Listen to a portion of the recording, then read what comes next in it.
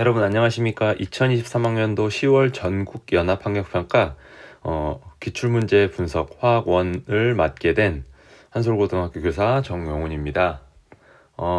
먼저 총평부터 우리 이번 10월 모의평가 어땠는지 살펴보고 그 다음에 유사 문항들 또는 그리고 그 문항에 대한 핵심 문항들의 좀 접근 방법 그리고 총평가 그리고 이제 고난이도 문항 17번부터 20번 문항 네 문항 풀이를 한번 살펴보도록 하겠습니다. 먼저 총평입니다.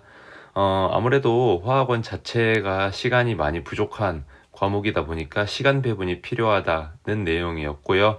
18번부터 20번 문항이 선생님이 생각하기에는 작년 10월 그리고 작년 수능 대비 난이도가 좀 많이 평이했다고 생각합니다. 그래서 그런 부분들을 우리가 이제 잘 고려해서 대신 여기 두 번째에 나와 있는 총평처럼 2단원에 해당되는 원자의 구조에 해당되는 중난이도 문항들의 이제 뭐 좀 난이도가 이전보다 좀 올라간 것 같아요. 그래서 그 부분에서 시간 배분이 특히나 더 많이 필요할 것 같고요. 우리가 이제 고난이도 문제들 같은 경우에는 선생님이 판단했을 때는 경우의 수를 많이 쓰는 부분이 많이 없었던 것 같아요. 대신 이제 직관적으로 문제를 많이 풀었다면 직관적으로 우리가 문제의 힌트를 통해서 어떻게 풀어나갈지 접근하게 된다면 비교적 어렵지 않게 문제를 풀 수 있었을 거라 생각이 됩니다. 하지만 여기서 제일 중요한 건 시간 배분이 이제 우리가 좀 잘해서 하지만 시간이 좀 이제 여유 있다면 크게 어렵지 않게 모두 다 풀 수 있는 좀 평이했던 문항들로 구성되지 않았을까 합니다. 하지만 절대 쉬웠다는 건 아니에요. 넘어가도록 하겠습니다. 목차부터 볼게요. 고난이도 문항 먼저 분석하고 그리고 유사 문항들 풀이에 대한 뭐 간단한 내용들 그 다음에 핵심 개념들 이렇게 살펴보고 네 문항에 대해서는 17번부터 20번 문항에 대해서는 함께 풀어보는 시간을 갖도록 하겠습니다. 먼저 14번 문항부터 볼게요. 이 문항들에 대한 핵심 개념이라든지 해설은 선생님이 함께 올려드리는 해설지에도 다 내용이 들어가 있으니까 그 부분 자세히 살펴보면 될 것 같아요. 14번 문항은 우리가 화학반응식에 대해서 물어보고 있는데요. 그 화학반응식 같은 경우에 우리가 질량 보존 법칙이라든지 그 다음에 이제 개수 맞추는 것들, 질량 보존 법칙 때문에 개수를 맞추는 거죠. 원자의 개수가 유지되어야 되니까. 그런 부분에 있어서 우리가 이 문제에서 그냥 맞추는 게 아니라 단위 부피당 단위 부피에 들어갈 수 있는 지금 분자수가 다 6개씩 들어가 있어요. 그 6개씩 동일하게 들어가 있을 때 우리가 실제로 반응 전에 XY랑 YZ가 몇 개씩 반응을 해서 실제로 그 개수씩 반응을 했을 때 단위 부피에 맞게 반응을 했을 때 몇 개의 분자가 생성되는지를 우리가 이제 개수 관점에서 맞출 수 있어야 되는데 자칫 똑같이 6개라고만 단위 부피가 들어가 있는 개수가 6개니까 6개라고 놓고 하게 되면 아마 다른 답이 나올 수 있었던 좀 실수를 유발할 수 있었던 문항 같아요. 그래서 우리가 단위 부피당 분자 모형이라는 거를 잘 새기고 문항을 풀면 크게 어렵지 않게 접근할 수 있었던 문항 같습니다. 다음으로 14번 문항과 관련된 유사 문항들 올해 4월에 2번 문항 그리고 올해 6월 모의평가의 3번 문항 요거 선생님이 알고 있기로는 올해 4월 2번 문항 이거 실수 굉장히 많이 학생들이 했던 걸로 알고 있고 정답률 되게 많이 낮게 나왔을 거라 예측이 되는 문항인데 이런 부분에 있어서 우리가 쉽게 풀 수 있지만 실수하면 또 이게 3점짜리잖아요. 3점짜리를 놓치게 되면 굉장히 좀 뼈아플 수 있기 때문에 우리가 고난이도 문제랑 지금 똑같은 배점인데 고난이도 문항 열심히 해서 맞췄지만 이렇게 2번이나 3번과 같은 쉬운 문항들에 대해서 틀리게 되면 우리가 1년 동안 준비한 시험인데 너무 아깝잖아요. 그리고 마지막 모의고사였던 것만큼 그런 부분에 있어서 내가 실수하지 않게 잘 챙길 수 있게 우리가 마지막까지 잘 대비할 수 있었으면 좋겠습니다.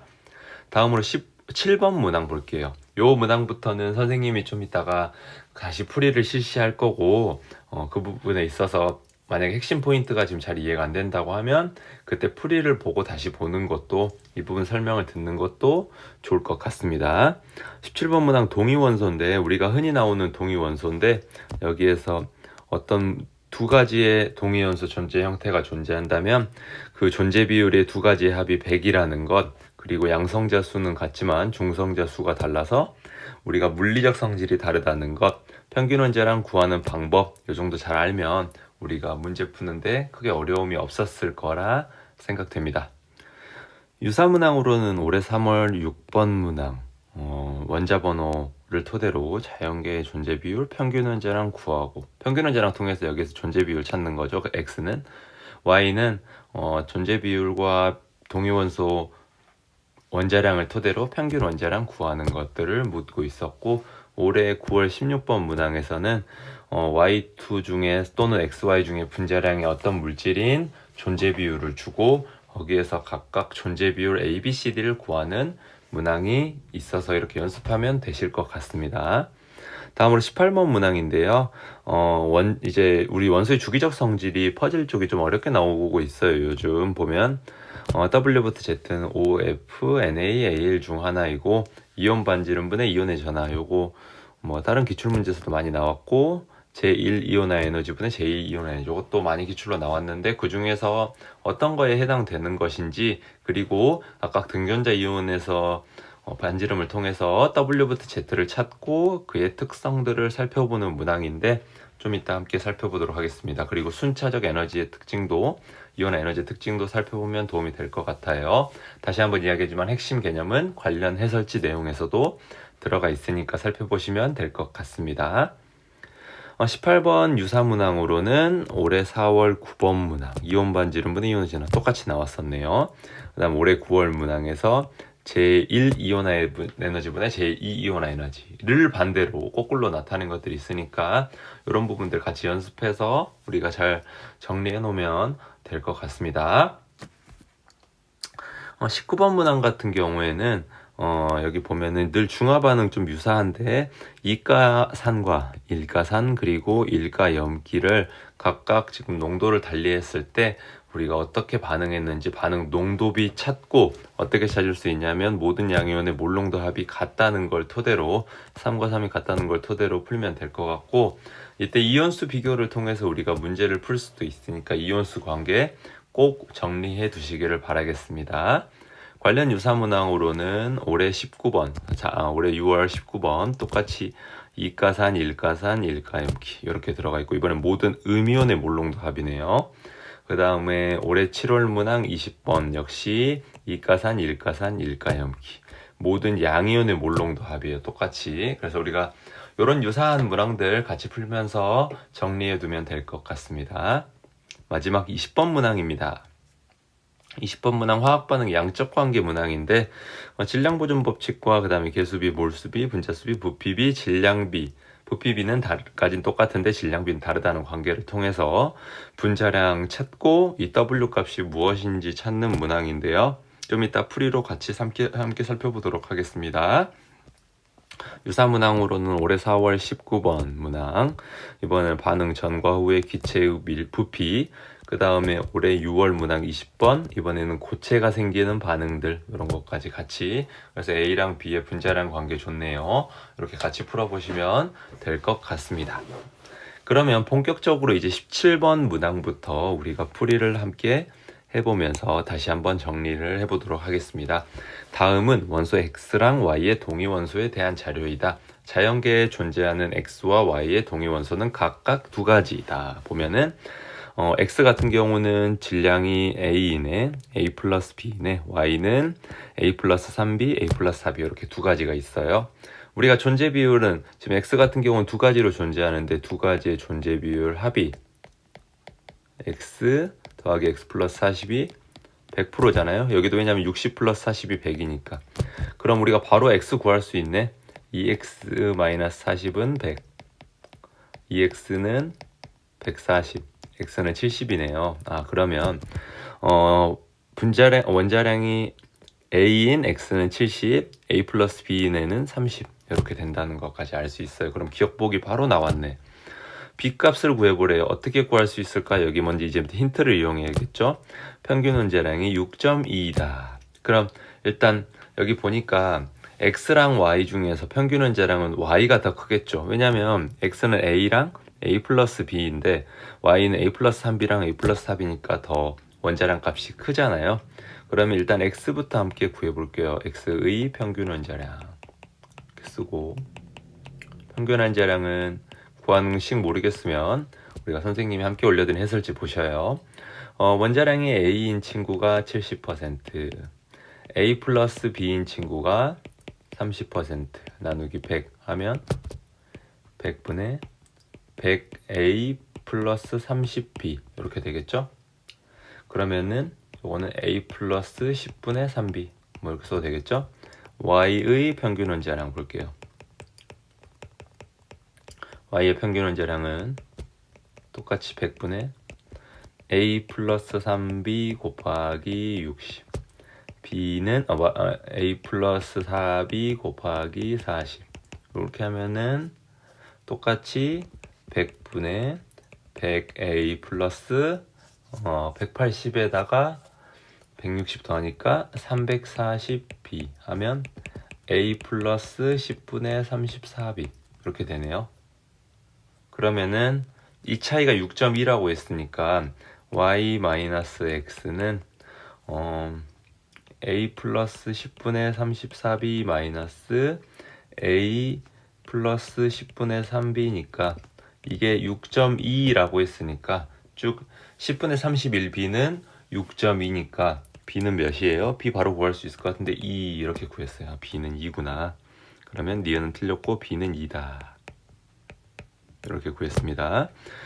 디귿보기 볼게요. 디귿보기는 위로 올려가서 빨간색으로 풀어볼게요. 이렇게 잘 피해서 쭈쭈쭈 갑니다.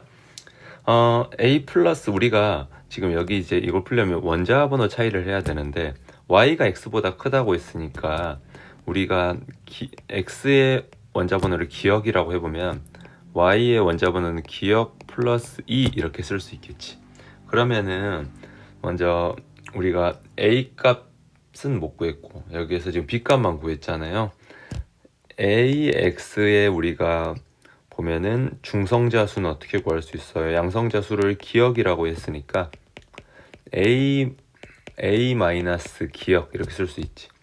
A 플러스 3BY의 중성자 수는 아까 B는 1이라고 했으니까 기억 플러스 2이고 이렇게 하면 A 플러스 3B 마이너스 기억 플러스 2 이렇게 되는 거잖아요.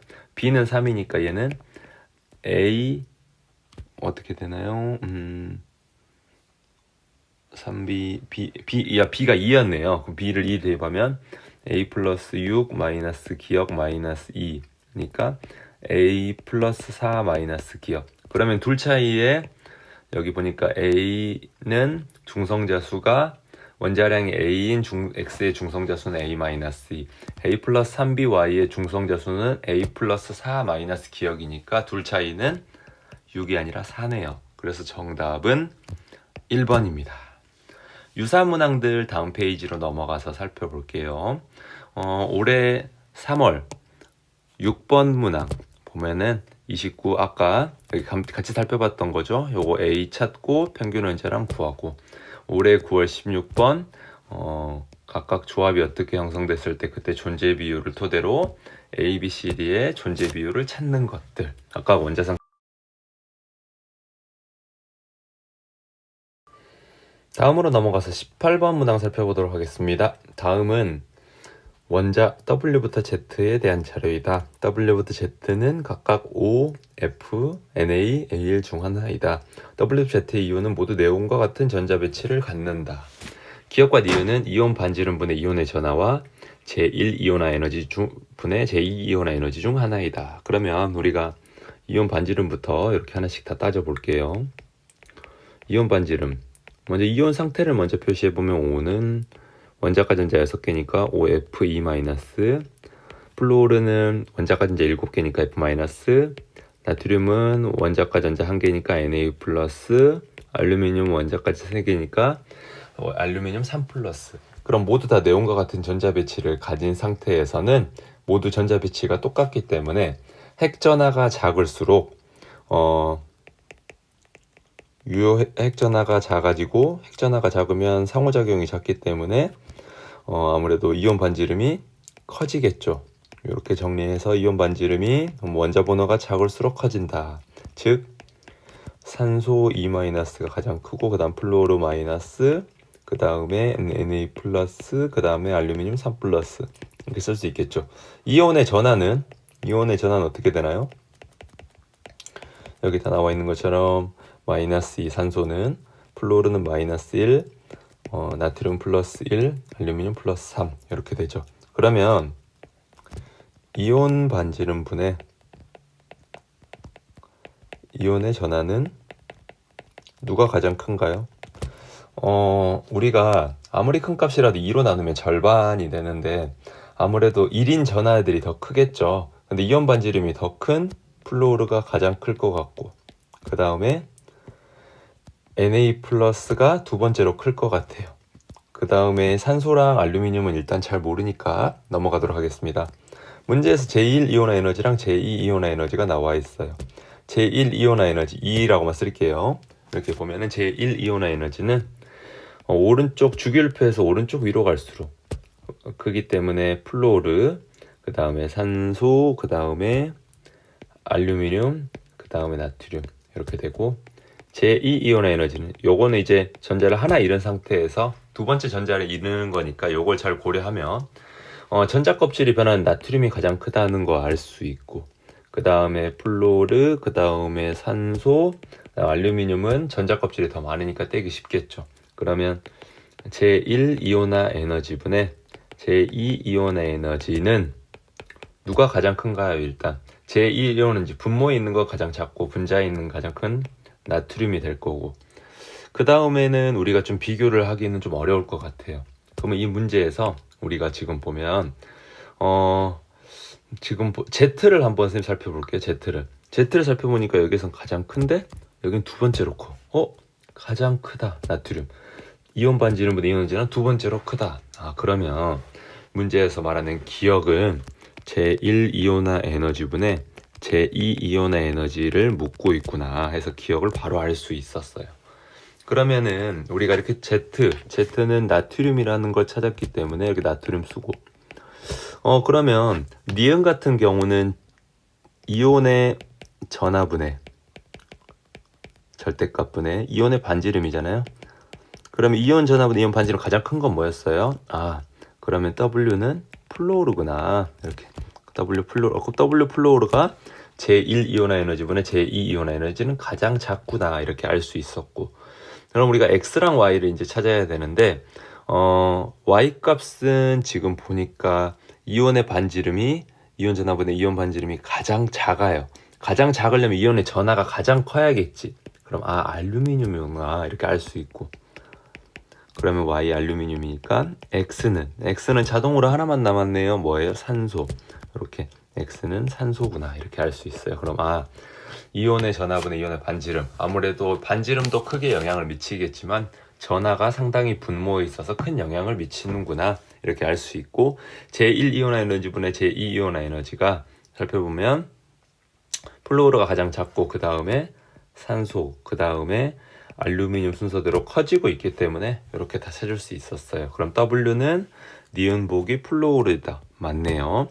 원자 반지름은 Y는 지금 알루미늄이고 X는 산소니까 알루미늄은 3주기, 그 다음에 산소는 2주기니까 전자 껍질 수가 더 많은, 전자 껍질 수가 더 우리 유액전하보다 더 큰 영향을 미치기 때문에 원자 반지름을 결정할 때 더 큰 요인이기 때문에 3주기인 알루미늄이 더 크겠죠. 그래서 정답은 5번입니다.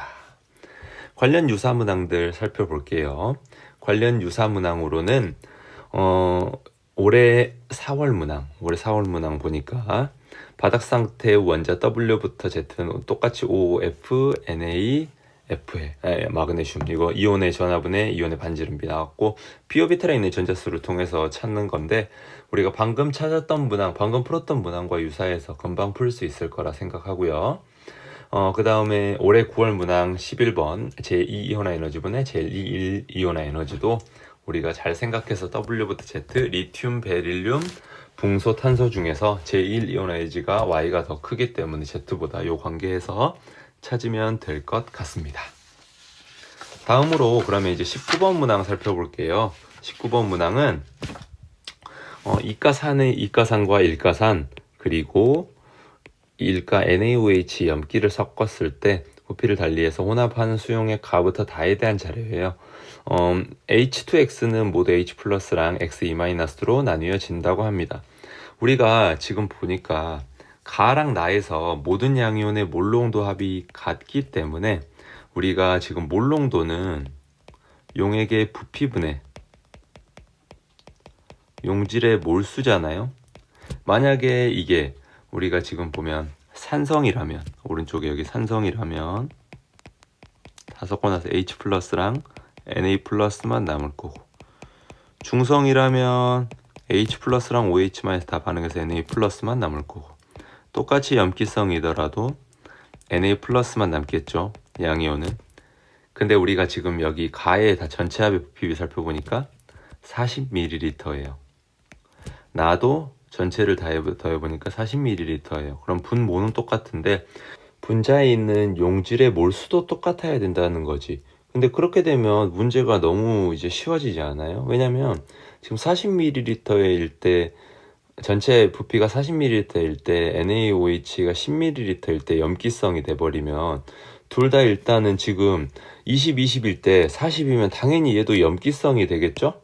그럼 얘도 염기성이 되게 되면은 얘는 80ml일 때 지금 40ml 때 3개였으니까 80ml 계산을 해보면 뭐 얘가 몇이 돼야지 40ml일 때 얼마가 돼야지 우리가 모든 양이온의 합이 40이니까 그렇게 되면은 기억이 지금 보면 120이면 되네요. 120이면 3이잖아요. 그러면은 얘는 이제 지금 10ml일 때 120개 있는 거니까 40ml일 때면 480이고 80이면 6이잖아요. 근데 6 답에 없네. 그러면은 우리가 지금 얘는 염기성이라고 생각을 하면 안 되는 거예요. 그리고 답이 없다고 해서 염기성이라고 생각을 하는 게 아니라 여기 지금 보면은 H 플러스의 양들이 지금 각각 몰농도가 다를 때 변하고 있는데 전체 양이온의 몰농도가 동일하다는 거는 지금 보면은 얘 둘은 산성 또는 중성이라는 걸 생각을 해야 돼요. 근데 만약에 우리가 가가 뭐 중성이거나 또는 나가 중성이라고 한번 생각을 해봤을 때 둘 중에 하나라도 중성이 된다고 하면 먼저 가부터 한번 살펴볼게요. 가가 중성이라고 하면 H 플러스는 여기 보면 A 몰농도짜리 10이니까 10 곱하기 A 미리몰에다가 곱하기 2 H2X니까 거기에다가 지금 가 같은 경우는 HCl 20ml 되니까 20p 곱하기 B 미리몰은 중성이라면, 만약에 중성이라면 2B 몰농도짜리에다 NaOH 10ml니까 20B잖아요. 그럼 요거 빠지면 A는 0이네? A가 0일 리가 없잖아요. 0인 거를 넣어준다는 거는 문제가 성립되지 않기 때문에 가가 중성인 것도 안 되고 나가 중성인 것도 한번 살펴볼게요. 그럼 H 플러스는 20 곱하기 A 곱하기 2 H2X니까 거기에다가 10 곱하기 B는 2B 곱하기 10이니까 20B네요. 그러면 40A는 10B, 그러면은 8A는 아닌가요? 4A는 B인가요? 4A는 B. 이거를 대입해 봤을 때 여러분들 대입을 한번 해볼까요? 그러면 똑같이 몰농도의 합이 똑같은지 한번 살펴볼게요. 그러면은 나는 중성일 때 4A랑 B의 관계를 구했어요. 그러면은 여기를 4A고 이렇게 놓고 그러면 2B니까 얘는 8A, 다 A로 치환을 해서 한번 여기는 A고 여기는 4A네. 이렇게 잘못 썼네요. 이렇게 놓고 한번 해볼게요. 그러면은 가 같은 경우는 아까 지금 이제 산성이라고 한다면 H 플러스는 10 곱하기 A 곱하기 2, 그 다음에 B 두 번째 HCl 같은 경우는 4A니까 4A 곱하기 20 하면 이건 몇이에요? 20A에다가 80A, 100A네요. 100A고 그 다음에 가에서 NaOH에서 OH-를 뺀 값은 OH-는 8A 곱하기 10이니까 80A네요. 그러면 빼고 남은 H 플러스는 20A 에다가 Na 플러스는 반응 안 했으니까 80A가 되겠죠? 그럼 둘이 합친 게 100A네. 그러면 40ml 분의 100A고 그러면 나도 똑같이 40ml니까 100A가 돼야겠네요. 100A인지 살펴보면 H 플러스는 20 곱하기 A 곱하기 2 H2X니까 그 다음에 B 같은 경우는 HCl 같은 경우는 4A 곱하기 10 하면은 40에다가 40 하면은 80A네요. 그 다음에 NaOH에서 OH-는 8A 곱하기 10 하면은 80A 그래서 동일하게 H 플러스랑 OH-가 없어지고 Na 플러스는 80A네요. 그럼 40ml 똑같은데 80A, 100A면은 둘이 상대값이 틀려질 수 있기 때문에 나가 중성인 것도 아니네요. 그러면 이제 하나의 경우의 수밖에 없네. 여러분 이렇게 경우의 수 다 찾아도 되는데 사실 문제를 많이 풀다 보면 우리가 어느 정도 감이 좀 오는데요. 가를 산성, 나도 산성 일대로 한번 넣어 볼게요. 그러면 가는 가에서 H 플러스는 여기도 지우고 10 곱하기 A 곱하기 2 H2X니까 그 다음에 HCl에서 나오는 H 플러스는 20 곱하기 B 그 다음에 여기 OH-는 2B 곱하기 10 산성이라고 했으니까 반응하고 남아있는 H 플러스는 20A 플러스 20B 마이너스 20B 없어진 그럼 20A네요. Na 플러스 같은 경우는 20 식으로 쓸게요. 2B 곱하기 10이니까 20B 그러면 20B죠. 그러면은 40ml일 때 20A 플러스 20B 이렇게 구할 수 있고요.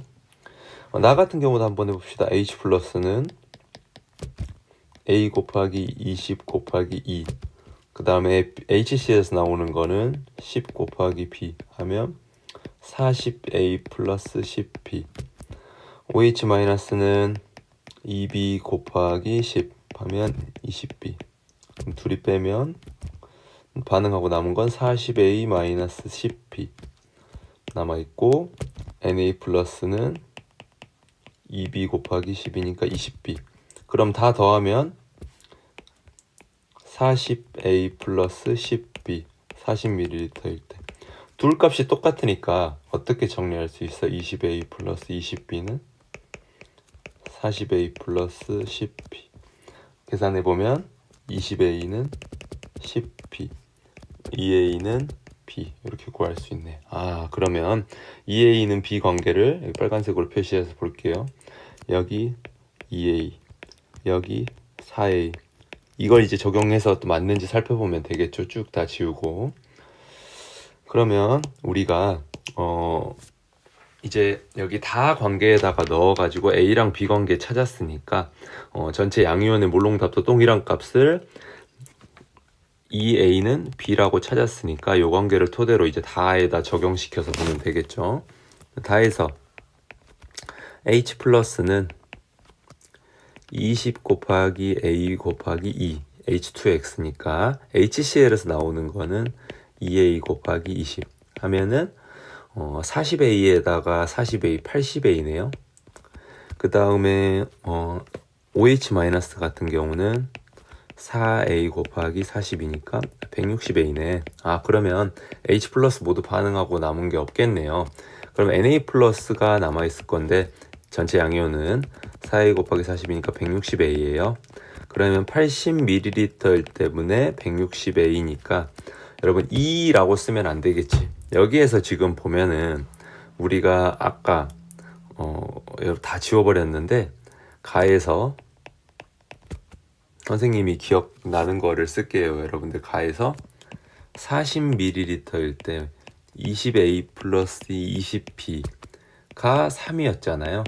그러면 80ml일 때 160A는 얼마일까? 이렇게 구해야 되겠지. 근데 아까 B는 2A라고 했으니까 여기에다 2A 대입하면 40ml일 때 40이니까 60A인가요? 60A가 3이었어요. 즉 2분의 3이 3이라면 80ml일 때분의 160인 거는 X는 구해보면 X는 몇이죠, 여러분들? 선생님도 조금 헷갈리네요. X는 4네요, 4. 네. 그럼 다 했어요, 이제. B분의 A 곱하기 기억은, 여기 기억이라고 놓고 풀걸. B는 2A니까 2A분의 A 곱하기 4니까 2네요. 정답은 3번입니다. 우리가 관련 유사문항으로는 올해 6월 모의평가에서 19번 문항, 이가산, 일가산, 일가염기, 농도 다르게 해서 각각 산성, 중성, 염기성 중 하나이다니까 경우의 수 놓고 하면 될 것 같고, 올해 7월 20번 문항도 이가산, 일가산, 일가염기, 음이온 수비, 양이온의 모든 양이온의 물론.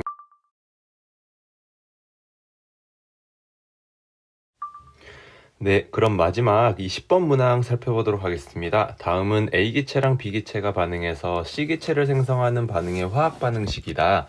A기체랑 B기체, 여기 B기체의 개수 아직 지금 모르는 상태고요. 그게 이제 반응해서 두 개의 C기체를 생성하는 반응에서 그림 가는 실린더에다가 4Wg을 넣은 것을, A기체를 나는 가의 실린더에 4.8g을 넣었어요. 그럼 지금 W랑 그람 간의 관계를 파악을 해야 될 것 같아요. 그 다음에 다는 나의 실린더에다가 A기체를 Wg 넣었어요. 그리고 반응을 완결시켰을 때 살펴보면, 우리가 지금 아보가드로 법칙은 부피는 입자수에 비례한다는 거잖아요. 부피가 늘어나면 입자수도 많아진다 라고 했을 때, 우리가 V리터를 1몰이 있다고 가정을 한번 해볼게요. 그러면 4Wg이 차지하는 거는 1몰이네. 그럼 우리가 여기에서 이제 분자량을, A의 분자량을 4Wg이다 이렇게 넣을 수 있겠어요. 그럼 지금 나에서 다로 추가한 A기체 Wg은 4분의 1몰에 해당하는 양이겠죠. 그리고 나에서 3V리터는 3몰, 다에서 3V리터도 3몰 이렇게 놓을 수 있어요. 지금 보니까 가에서 나로 넘어갔더니 B기체 4.8g을 넣어줬을 때 A기체는 모두 사라지고 B기체만 8Wg이 있었으니까 A기체가 한계 반응물이구나. 나와 다에서도 A기체를 넣어줬음에도 불구하고 B기체랑 C기체 5g 이렇게 남아있으니까 역시 A기체가 한계 반응물이구나. 이렇게 알고 문제 접근해 보도록 하겠습니다. 먼저 가에서 나로 넘어갈 때 살펴보도록 할게요. A기체, B기체, 그 다음에 두 개의 C기체가 생성될 때 반응 전, 반응한 몰, 반응 후 몰 이렇게 살펴볼게요. A기체 1몰 있었다고 했으니까 1몰. B기체는 우리가 4.8g이 얼만큼인지 모르니까 이거를 우리는 X몰이라고 한번 가정을 해볼게요. 그럼 X몰. 그러면 C는 없었고 A는 모두 반응했으니까 마이너스 1. B는 개수가 소문자 B니까 마이너스 B몰만큼 감소를 했겠죠. 그 다음에 C는 개수 B가 1대2니까 2몰만큼 생겼을 거예요. 그럼 A는 없고 B는 X-B몰. 그 다음 C는 2몰만큼 이렇게 있어요. 그러면 전체 그때 합이 지금 보니까 3몰, 나에선 3몰이니까 X-B 플러스 2는 3몰이네요. 그럼 X-B는 1몰이라는 첫 번째 식이 나옵니다. 나와 다에서도 한번 살펴볼게요. A기체가 있고 B기체 반응해서 두 개의 C기체가 생성된다. 똑같이 반응 전, 반응 후 놓고 비교해 볼게요. 반응 전에는 A기체는 다 반응했고 거기에다 4분의 1몰 넣어줬으니까 반응 전에 A기체 4분의 1몰, B기체는 X-B몰 이렇게 있었어요. 그 다음에 C기체는 2몰만큼 있었죠. 나에서는. 역시 똑같이 또 B가 다 반응했으니까 마이너스 4분의 1몰. 이번에는 똑같이 4분의 B몰만큼 감소하겠죠. 개수비가 1대 B니까. C 같은 경우는 4분의 1 곱하기 2니까 플러스 2분의 1몰. 그러면은 A 기체 없고 B는 X-B 마이너스 4분의 B 몰. C는 2 플러스 2분의 1몰이니까 2분의 3몰.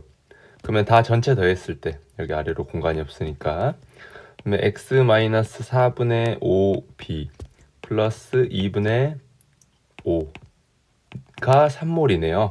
그러면은 X 마이너스 4분의 B만 남겨놓고 넘기면 2분의 1이네요. 요게 두 번째 식. 1번식과 2번식을 연립해보면, 연립은 수학이니까 여러분들이 쉽게 할 수 있을 것 같아요. B는 2, X는 3 이렇게 나옵니다.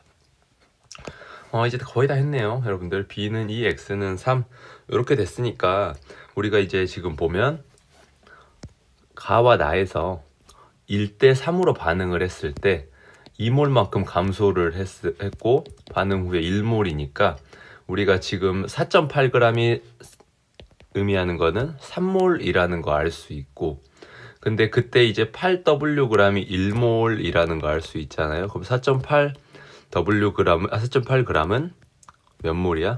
얘는 24Wg이다. 이렇게 알 수 있죠. 그럼 W랑 우리가 그 그람 사이의 관계를 알 수 있네.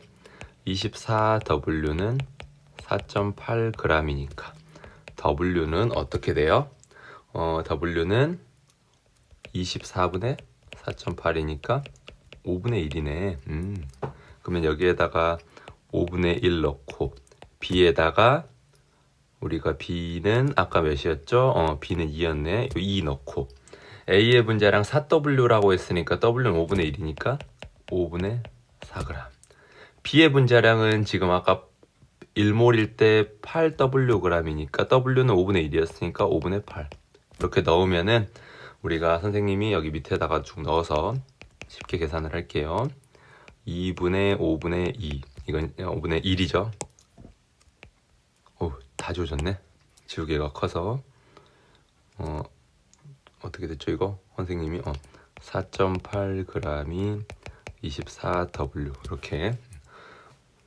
예. 그러면은 2분의 5분의 1이니까 이거 10분의 1 곱하기 5분의 4분의 5분의 8이니까 2니까 전체 합치면 5분의 1이네요. 정답은 2번. 여러분들 어땠어요? 20번 문항 치고는 생각보다 어렵지 않았던 것 같습니다.